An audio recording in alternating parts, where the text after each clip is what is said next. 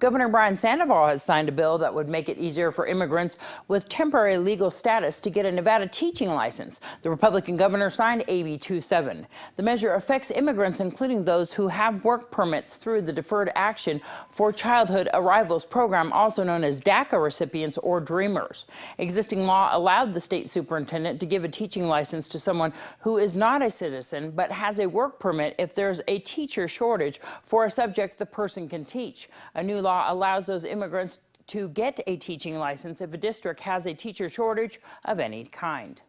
The Nevada Senate committee has passed a compromise bill that repeals the state's partial ban on wineries. Members of the Senate Commerce and Labor Committee approved AB 4. It now heads to the Senate floor. The bill would repeal a state law prohibiting wineries in Clark and Washoe counties from importing wine from other states or serving alcoholic beverages on their premises.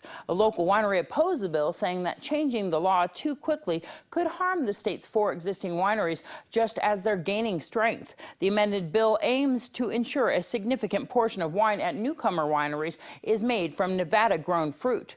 If a wine isn't made of at least 25% of Nevada fruit, wineries are limited to serving 1,000 cases of it.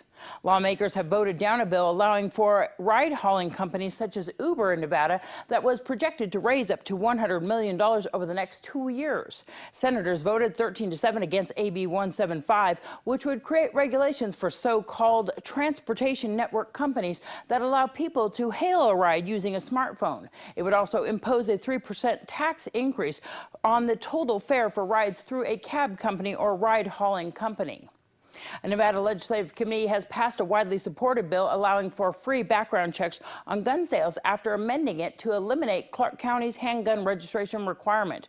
Members of the Assembly Judiciary Committee voted unanimously to approve SB 240. The bill prohibits mentally ill convicts from owning a gun and removes a $35 fee for background checks on private gun sales. It also criminalizes the practice of buying a gun for another person who can't legally obtain a firearm. Republican Committee Chairperson Ira Hansen proposed an amendment to the measure that would eliminate Clark County's requirement for handgun owners to register their gun with police. The measure passed unanimously out of the Senate in April. I'm Deanna O'Donnell. That's your news across Nevada.